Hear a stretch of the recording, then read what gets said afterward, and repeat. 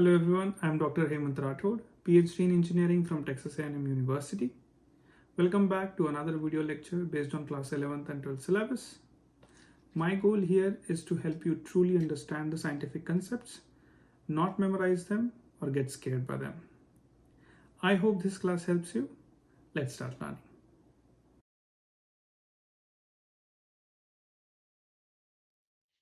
Okay, let's start the last class based on theory part of probability of class 12th.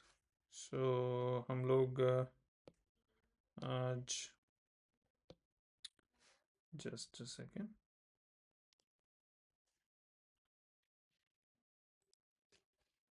हम लोग आज लेंगे section number 7.4 probability distribution of a continuous random variable. ठीक है, अभी इसके पहले हम क्या पढ़े थे? probability distribution of discrete random variable, right? So discrete and continuous. So discrete में कैसा होता है, कोई भी जो भी हमारा रैंडम वेरिएबल है उसको हम डिस्क्रीट फॉर्म में लिख सकते हैं. मतलब सेपरेटली ऐसे लिख सकते हैं, like number of cards drawn 1 2 3 4, right. 1 is separate, 2 is separate, 3 is separate, 4 is separate, right right.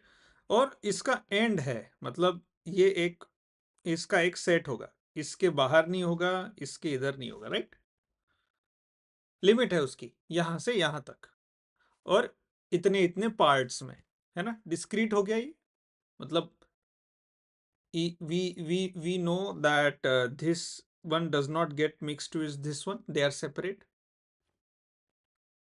right. So there is a distinct boundary, so they are discrete.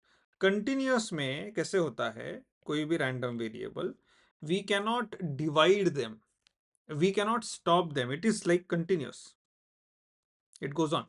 Like let's say there is a lake, okay, and this is the water level. Now your random variable is the depth at every point.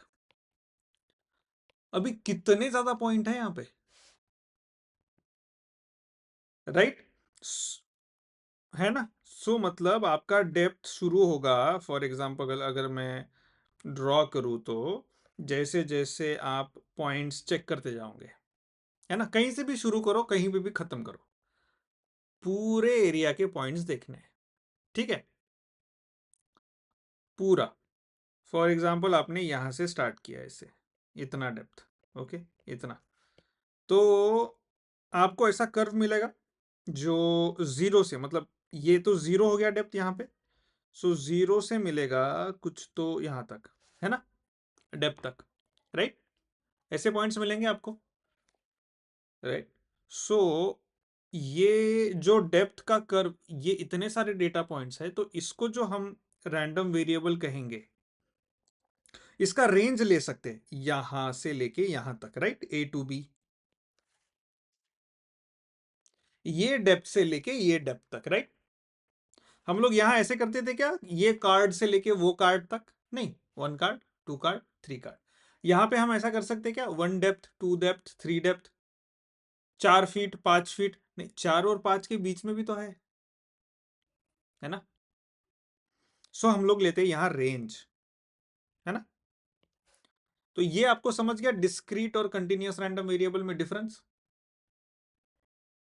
तो discrete random variable को अलग, उसका probability distribution पढ़ने का अलग तरीका है, continuous random variable को पढ़ने का अलग तरीका है, उनको सॉल्व करने का अलग तरीका है, इसलिए अलग अलग कर दिया गया है, ठीक है ना. So your text book says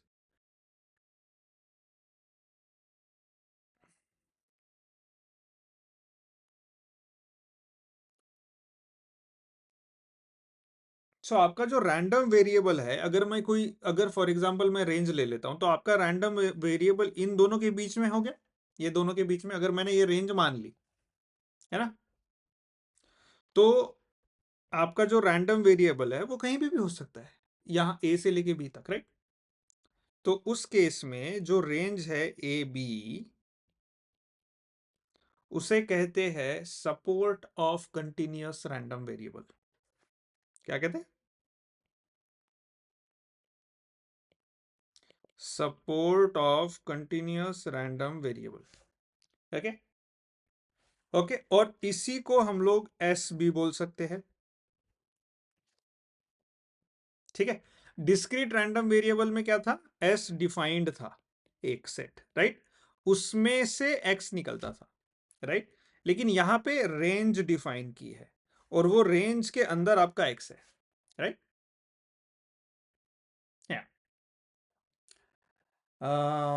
okay, सो अभी हमें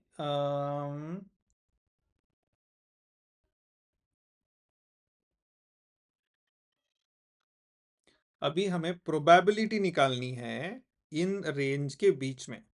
अगर ये रैंडम वेरिएबल है तो इसकी प्रोबेबिलिटी हमें निकालनी है, तो वो कैसे निकालेंगे, राइट। तो उसके लिए पहले, जैसे डिस्क्रीट रैंडम वेरिएबल, अब डिस्क्रीट रैंडम वेरिएबल को अगर मुझे ड्रॉ करना है तो मैं कैसे करूंगा? 1 2 3 4 5 कार्ड्स, राइट। सो एक तो मैं इसकी प्रोबेबिलिटी देख सकता था, इसकी, इसकी, इसकी या इसकी। लेकिन कंटिन्यूअस में क्या करना पड़ेगा? मुझे रेंज लेनी पड़ेगी, ठीक है। आज जहां रेंज आ जाती है वहां इंटीग्रेशन आ जाएगा, ठीक है। तो ये बिकॉज ये डिस्क्रीट था, हम इसको प्रोबेबिलिटी मास फंक्शन बोलते थे, और बिकॉज ये कंटिन्यूअस है हम इसे प्रोबेबिलिटी डेंसिटी फंक्शन कहेंगे। Okay, so probability mass function when we have discrete random variable, probability density function when we have continuous random variable. Okay, so 7.4.1, let x be your continuous random variable. Okay, defined over interval s a b, एक random variable है जो interval A B में है। अब पूरा ही पूरा ही interval ले सकते हैं, लेकिन हमारे इंटरेस्ट में ए से बी तक था हमारे क्वेश्चन में, वो हमें चाहिए, ठीक है। सो वो कहते हैं कि a non negative integrable function F of x is called the probability density function. अब प्रोबेबिलिटी डेंसिटी फंक्शन जो है इसका ए से बी तक, ठीक है, वो एक फंक्शन है एफ ऑफ एक्स। मतलब अगर मैं ऐसे ड्रॉ करूं, ठीक है, आपका डेप्थ बढ़ते जा रही है ना। ये मैंने क्या निकाला? Depth versus number of measurements,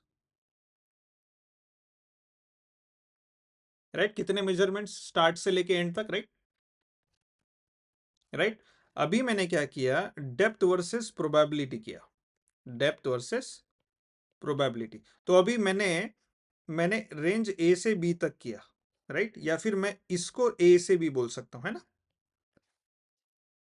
depth को मैं ए से भी बोलता हूं, okay. Instead of saying measurements A से बी, मैं डेप्थ का रेंज लूंगा ए से बी। तो वो यहां ए से बी यहां पे आ गया डेप्थ की रेंज, है ना। और आपका जो रैंडम वेरिएबल है वो कहीं तो इन दोनों के बीच में होता है। हाँ, रैंडम वेरिएबल बहुत सारे हो सकते हैं, बट ये रेंज के बीच में। तो आपका जो प्रोबेबिलिटी डेंसिटी फंक्शन है, मतलब प्रोबेबिलिटी है ए पे कुछ होगी, अंदर कुछ होगी, इधर कुछ होगी, इधर कुछ होगी, इधर कुछ होगी, ऐसे ऐसे ऐसे। सो एक फंक्शन बना, right, F of X. So probability का एक फंक्शन बना आपका कंटिन्यूअस ए से बी तक, बिकॉज आपका रैंडम वेरिएबल कंटिन्यूअस है। प्रोबेबिलिटी का भी एक फंक्शन बना, है ना। अगर वो प्रोबेबिलिटी का फंक्शन पता है आपको, तो आप तो प्रोबेबिलिटी कहीं भी निकाल सकते हो, right. So now we have to study that, okay. So f of x is called the probability density function of x. If it satisfies the following condition. पहली कंडीशन है F of x is positive और zero everywhere in S.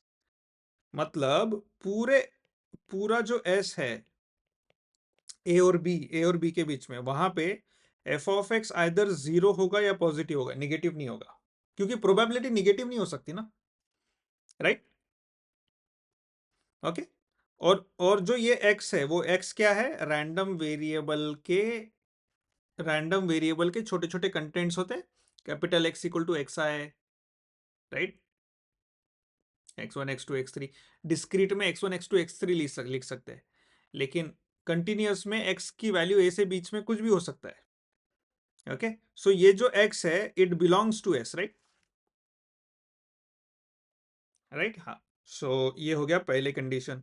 Second, the area under the curve y equal to f of x over S is 1। मतलब आपको याद होगा, right? अगर हम लोग कॉइन्स के साथ खेल रहे, कॉइन टॉस कर रहे, तो कुछ तो आने की प्रोबेबिलिटी होगी less than one, like heads आने की प्रोबेबिलिटी लेस देन वन होगी, लेकिन सब कुछ आने की प्रोबेबिलिटी क्या होगी? वन होगी। टोटल प्रोबेबिलिटी वन होती है, राइट? राइट। तो अगर मैं मेरी जो रेंज है एस, उसमें पूरा फंक्शन लिया मैंने y equal to f of x, तो वो y equal to f of x जो y की वैल्यू है a से b तक, मतलब area under the curve, y a से b तक क्या है? एरिया अंडर द कर्व है ना, वो वन होना चाहिए। क्योंकि अगर a से b तक सारे रैंडम वेरिएबल की प्रोबेबिलिटी अगर मुझे लेना है, तो वो इक्वल टू वन ही होना चाहिए, टोटल प्रोबेबिलिटी, राइट? सो ये सेकेंड कंडीशन है। Third, the probability that x takes a value in a, where a is some interval, is given by the integral of f of x over that interval. So अभी कोई भी probability of कोई भी random variable a in that range, okay, in that interval, अब वो a और b को एक interval a कह रहे हैं, ठीक है? तो your probability of x will be integration over that interval f of x dx. So this is how you calculate your probability of continuous random variable. Continuous random variable की probability एक function होता है, okay? Okay, वो function क्या है? Probability density function. जैसे हम लोग कोई भी हमारे मटेरियल की डेंसिटी का फॉर्मूला क्या है?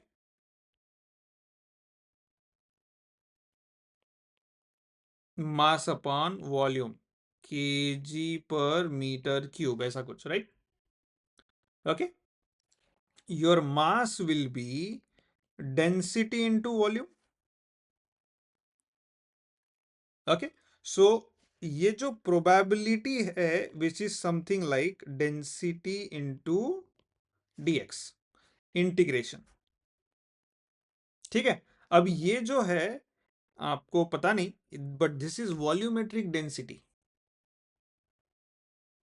अगर मैं कहूं कि फॉर एग्जाम्पल एक डब्बा है,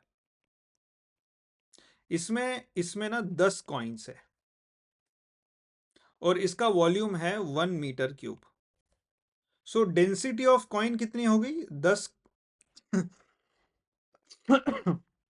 density of coins in this box will be 10/1। ये वॉल्यूम में हो गया, राइट? केजी का छोड़ दो, हम लोग पहले मास ले रहे थे, अभी मैं बोल रहा हूं कि डब्बे में 10 कॉइन डाल दिए, उस डब्बे का वॉल्यूम था 1। What is the density of the coin in that volume? 10/1। Getting that? 10 coins by 1 metre cube, right? 10 coins in 1 metre cube के डब्बे में। है ना, वो उस कॉइन्स की डेंसिटी हो गई।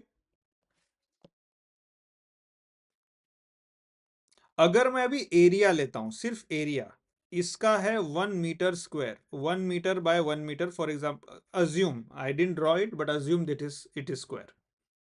अभी इस पे मैंने कॉइन रख दिए, व्हाट इज द डेंसिटी? इस पे अगर मैंने रखे 5 coins, 5 by 1 metre square, 5 coins पर मीटर स्क्वायर, ये कॉइन्स पर मीटर क्यूब। सो ये एरिया के हिसाब से डेंसिटी हुआ, राइट? सो डेंसिटी का मतलब यही नहीं होता है कि 3 डायमेंशनली होगा सब।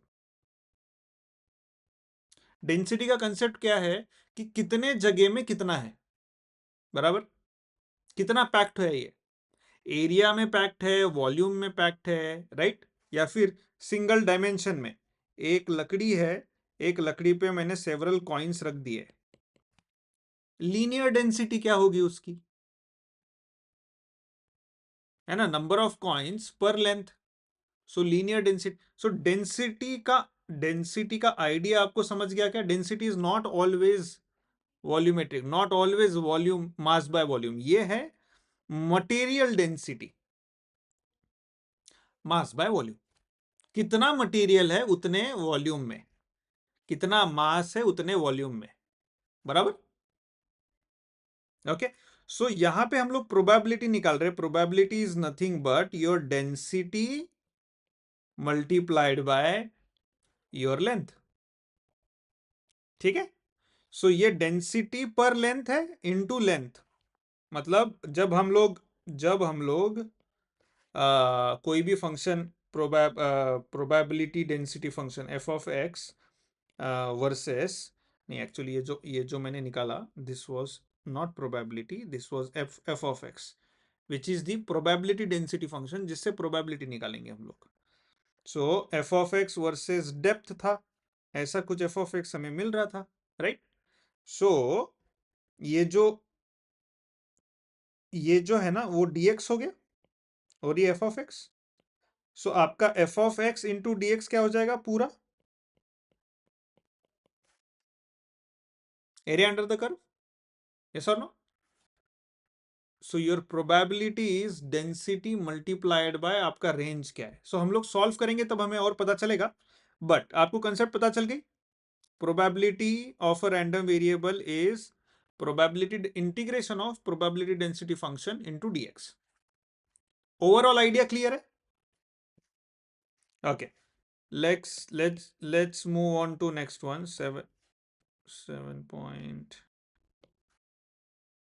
7.4.2 cumulative डिस्ट्रीब्यूशन फंक्शन। अब क्यूमुलेटिव डिस्ट्रीब्यूशन फंक्शन क्या है? क्यूमुलेटिव डिस्ट्रीब्यूशन फंक्शन को कैपिटल एफ ऑफ एक्स कहेंगे, विच इज आपका, फॉर एग्जांपल ये एफ ऑफ एक्स है और ये डेप्थ है और ये आपका फंक्शन है, राइट?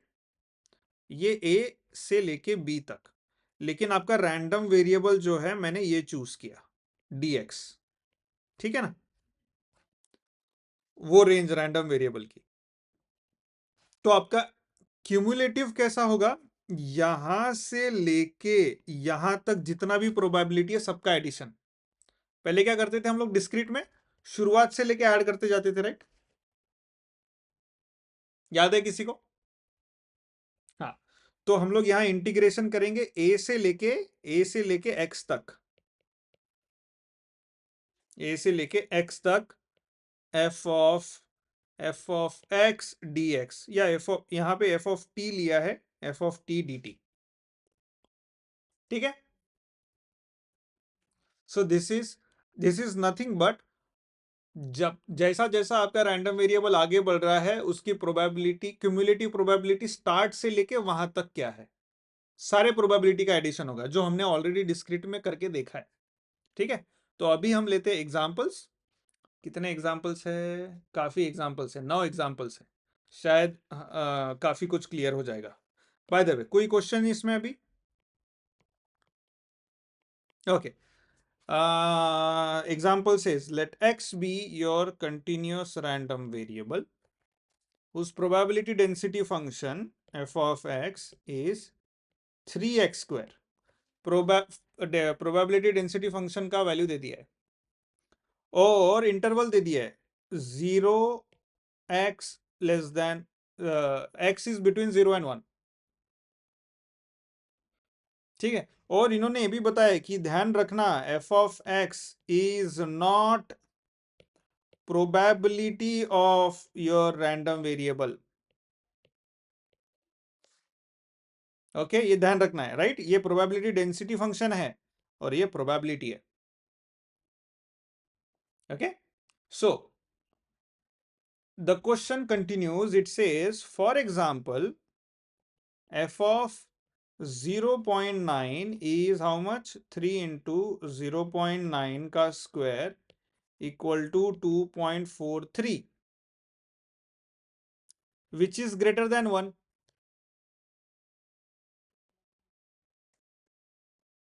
सो कभी प्रोबेबिलिटी ग्रेटर देन 1 हो सकती है क्या? Yes, no? सो ये ग्रेटर देन 1 है, लेकिन प्रोबेबिलिटी कभी ग्रेटर देन 1 नहीं हो सकती, राइट? सो विच प्रूव्स कि this probability density function is not a probability, right? Probability density function का कंडीशन क्या था? F of X has to be greater than और equal to 0, right? That's it. Yes और no? Negative नहीं हो सकता है ना। In the continuous case, f of x is the height of the curve at x equal to. So, इन्होंने दिया है कि f of x is nothing but ये at a particular point what is the height of that curve or what is the value of that curve, ठीक है ना?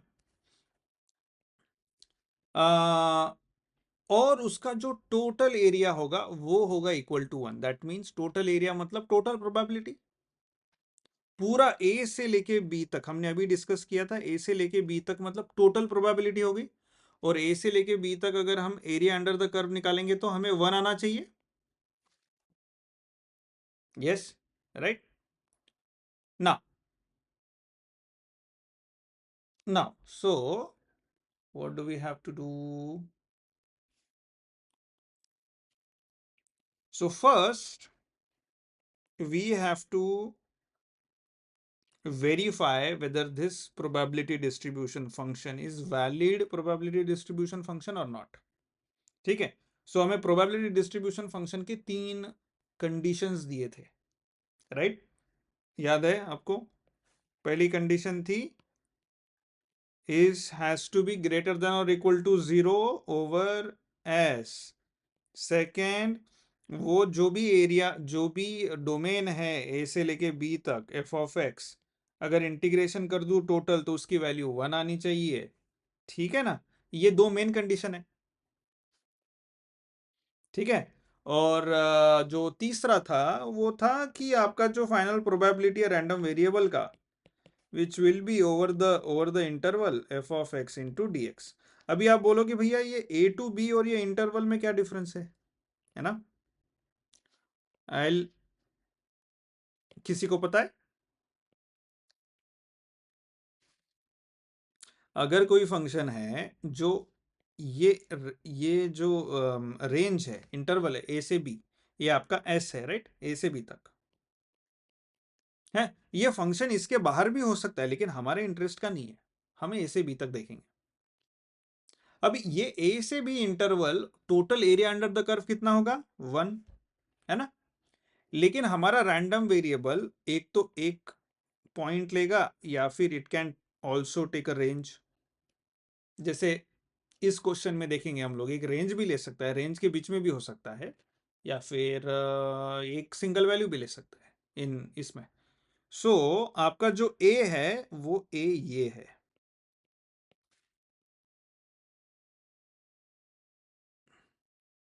समझ गए? वो जो इंटरेस्ट वाला है, राइट? इंटरवल जहां पे रैंडम वेरिएबल का जो इंटरवल है हमें वो पूरे इंटरवल से लेना देना नहीं। अगर ये और ये सेम होता तो इसकी भी वैल्यू 1 हो जाती, राइट? है ना? अगर दोनों इंटरवल सेम होते तो एग्जैक्टली तो since they are not equal. Okay. So let's try to solve this. पहला तो f of x is greater than or equal to 0, हाँ या ना. f of x is 3x square और इंटरवल क्या दिया है हमने 0 to 1. अभी f of x at 0 कितना है 0 and x equal to 1 कितना है 3. That means it is either 0 or greater than 0. So it satisfies your first condition.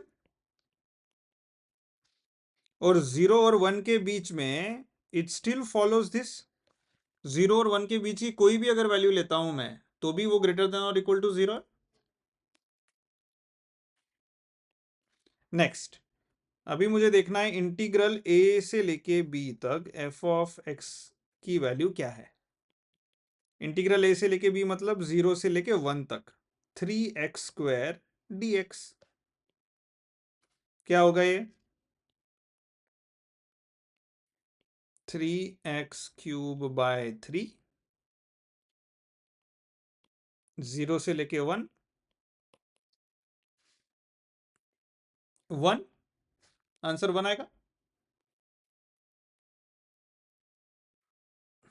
Yes no. नहीं नहीं, आपकी आवाज नहीं आ रही थी मुझे. ओके. सो 1 आएगा राइट. देयरफॉर ये दोनों कंडीशन सेटिस्फाई कर रहा है राइट. ओके. हाँ.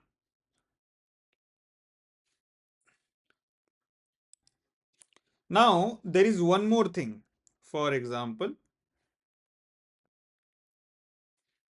ये आपका प्रोबेबिलिटी डेंसिटी फंक्शन है.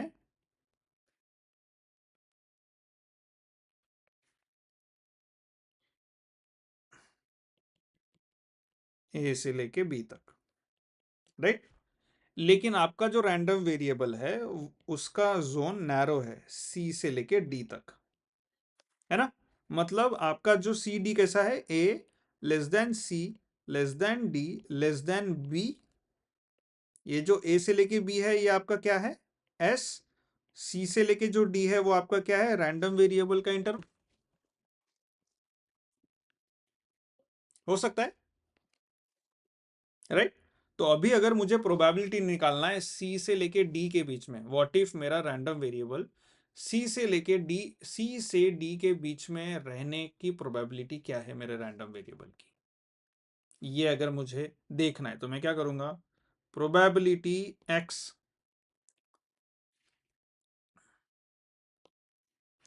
probability of x which is less than d greater than c. राइट. सी और डी के बीच में मुझे रैंडम वेरिएबल मिलने की मेरी प्रोबेबिलिटी क्या है विल बी व्हाट. आपका जो इंटरवल ए था वो क्या हो जाएगा अभी सी से लेके डी तक. ये आपका इंटरवल ए है ना. F of X D X which is equal to C से लेके डी तक 3x square D X which is equal to 3x cube by 3 C से लेके डी. फाइनल आंसर क्या आएगा क्विकली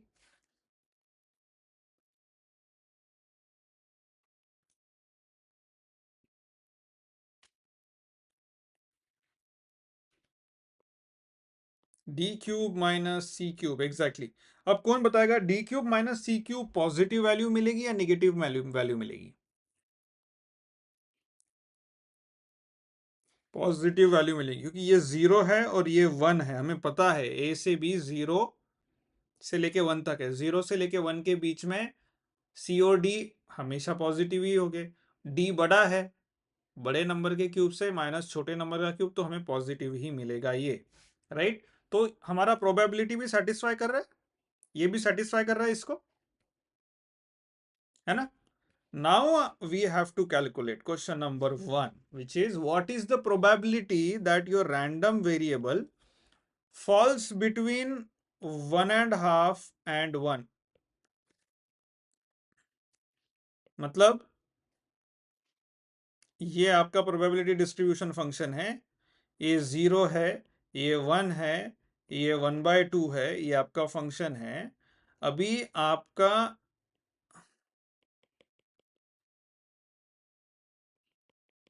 जो रैंडम वेरिएबल है वो यहां से लेके यहां तक 1/2 से लेके 1 तक मिलने की प्रोबेबिलिटी क्या है?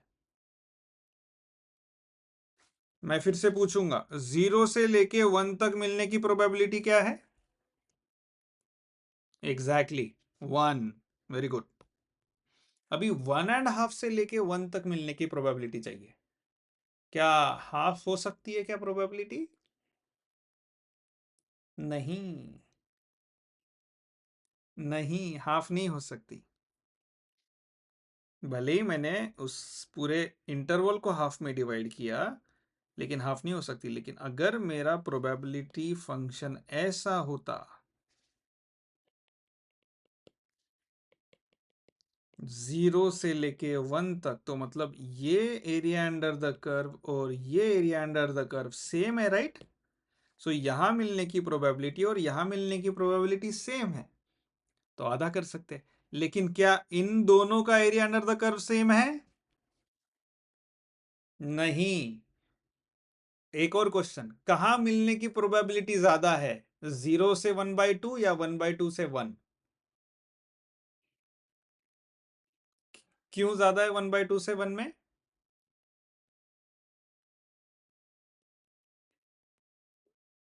नहीं, इंटरवल की रेंज तो सेम है ना, 0 से लेके 1/2, 1/2 से लेके 1। इंटरवल तो सेम ही, इंटरवल तो आधा आधा ही है। That is not the reason. Interval तो मैंने इक्वल इक्वल इसमें डिवाइड हो गया ना।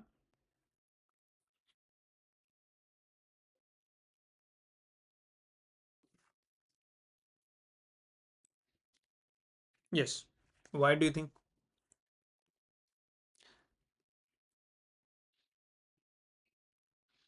एरिया अंडर द कर्व 0 से लेके हाफ में कम है, लेकिन हाफ से लेके 1 तक एरिया अंडर द कर्व ज्यादा है।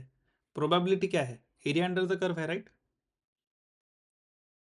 So area under the curve जहां पे ज्यादा है वहां प्रोबेबिलिटी ज्यादा है ना? ये सुनो। सो कौन से साइड में प्रोबेबिलिटी ज्यादा है? एग्जैक्टली हाफ से लेके 1 तक, राइट? अभी जो 3x² का कर्व है, 3x², थ्री हमारा प्रोबेबिलिटी डिस्ट्रीब्यूशन फंक्शन क्या है? f(x) 3x², right? 3x² is like this, है ना? ये 0 और ये वैल्यू है 1, ये वैल्यू है 3। सो 3 कब हो जाएगा 3x²? When x is equal to 1, है ना? ये 3x² है। अब ये है 0 पॉइंट, ये है 1/2। Okay, okay. अभी 1/2 को मैंने आधा कर दिया।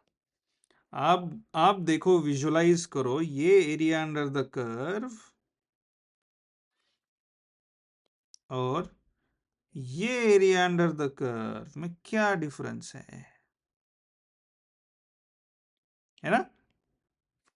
ओके, हमें क्या चाहिए? हमारा रैंडम वेरिएबल 1/2 से लेके 1 तक मिलना। तो प्रोबेबिलिटी कहाँ ज्यादा होगी? यहां पे ज्यादा होगी या यहां पे ज्यादा होगी? Which one? So probability of this is less than probability of x1, right? Because area less than area. Simple, है ना? Visualize हो गया, right? Now it's easy to understand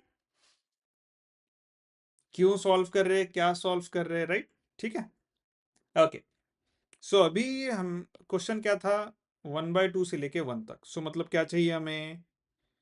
Probability when your random variable is less than 1, more than 1/2, right?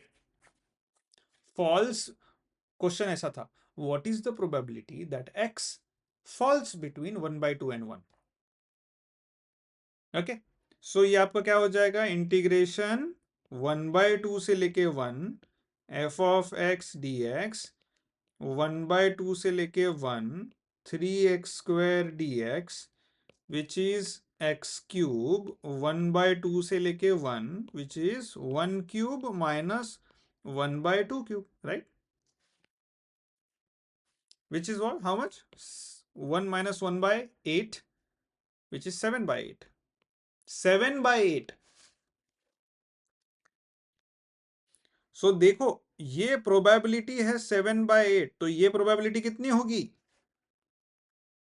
1/8. Very good, समझ गया आपको, क्योंकि इन दोनों का एडिशन कितना है, 1, total addition, right.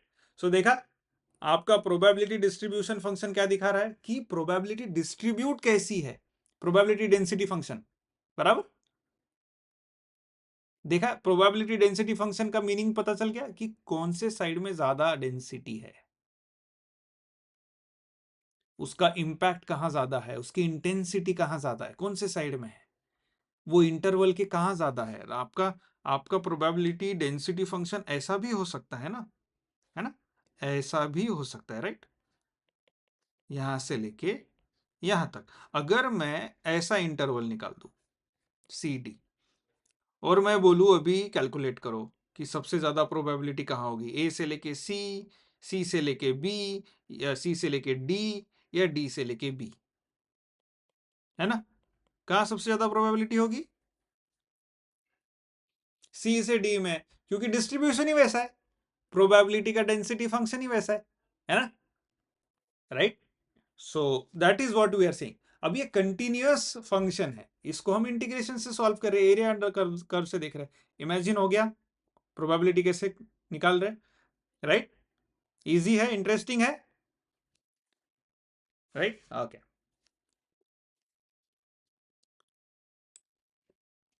Now next question is, what is the probability when of having your random variable as 1/2?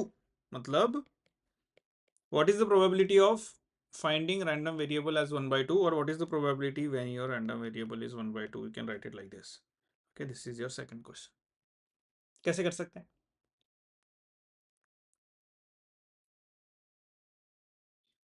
Hmm,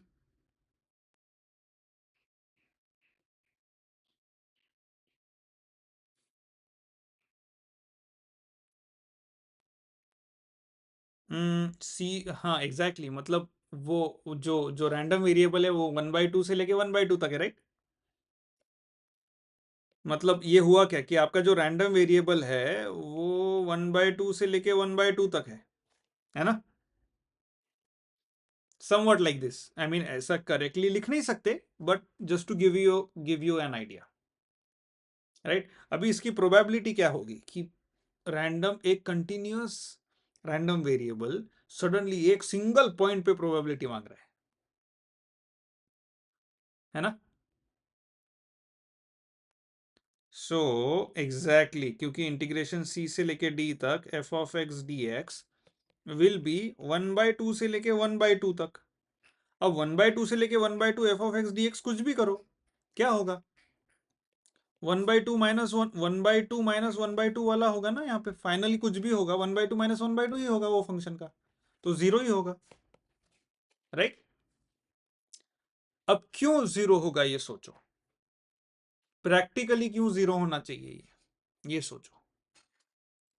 yes, you are very correct, you are correct, क्योंकि हम लोग प्रोबेबिलिटी कंटिन्यूअस रैंडम वेरिएबल में हम लोगों ने probability density function एक continuous बताया है और प्रोबेबिलिटी को एरिया अंडर द कर्व बताया है.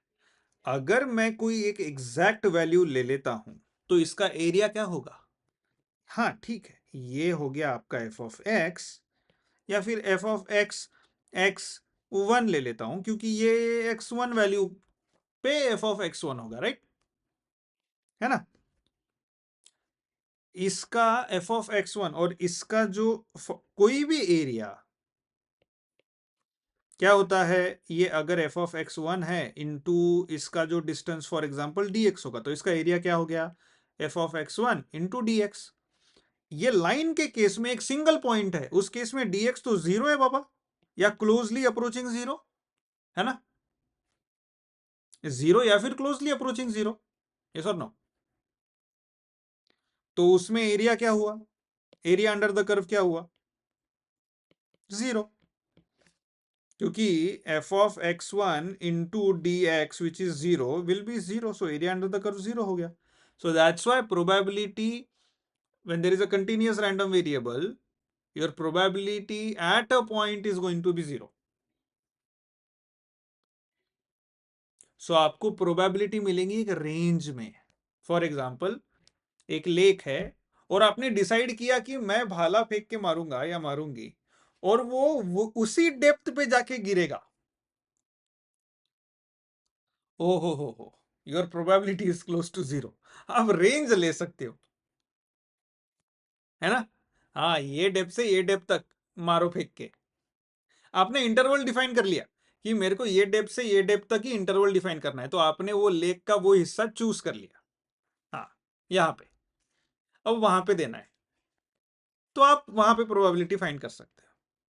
एक सिंगल पॉइंट, इतना माइन्यूट सिंगल पॉइंट, वो नहीं कर सकते, ठीक है. सो वहां पे ब्रेक डाउन हो जाता है इस टेक्निक का. Probability is not completely zero by the way, अगर लॉजिकली सोचोगे, it is not completely zero, it is very close to zero, but the method we are using, area under the curve, वो वहां पे break down हो जाता है एक छोटे पॉइंट पे जाके,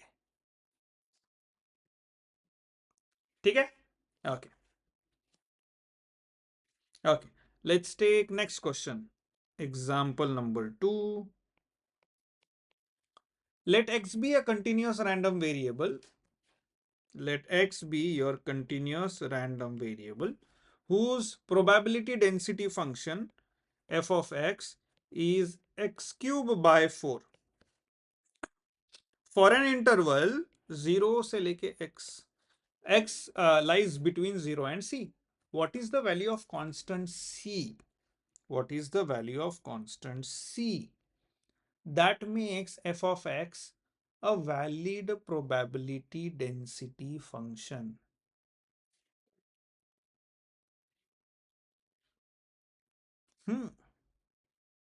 एफ ऑफ एक्स को वैलिड डेंसिटी फंक्शन बनाने वाली कौन सी वैल्यू है सी की, क्या लगता है आपको?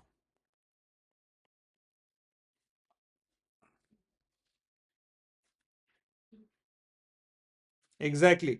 सो इंटीग्रल ए से लेके बी तक F of X D x जो होगा, या फिर 0 से लेके सी तक F of X D x जो होगा, वो 1 होना चाहिए, राइट? यही कह रहे हो आप? Yes, very good, that is correct, that is correct. तो अभी हमें इसकी वैल्यू पता है 1, ये पता है. उसमें उसमें वैल्यूज पुट करो और आंसर निकालने की कोशिश करो. Okay, let's do it simultaneously. You do it by yourself, I will do it here.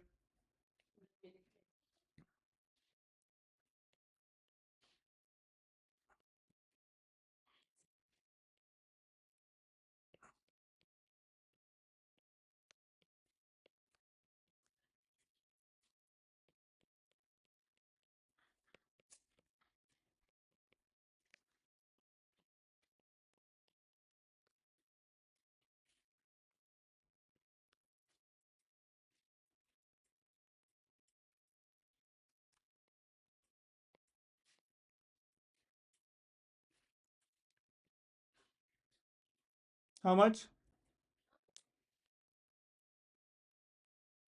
What is the value of सी?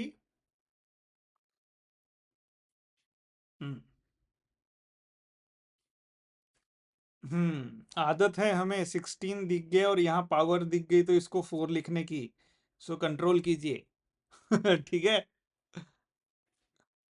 आपको ही नहीं, मुझे भी वही हुआ था सबसे पहले, मतलब व्हेन आई वाज सॉल्विंग, मेरा ब्रेन उधर 4 की तरफ ही जा रहा था. हाँ, चलेगा. तो we have studied for almost 45 minutes now, तो हम लोग यहाँ ब्रेक लेते हैं और बाकी न्यूमेरिकल कल खत्म करेंगे.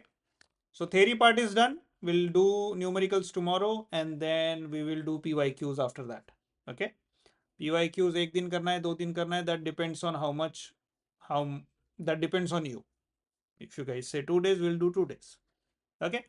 उसके बाद we have to do I think complex number and binomial theorem. ये दो चीजें रह गई, right हमारी? Okay. Yeah. Let's stop here and let's work on other chapters after that.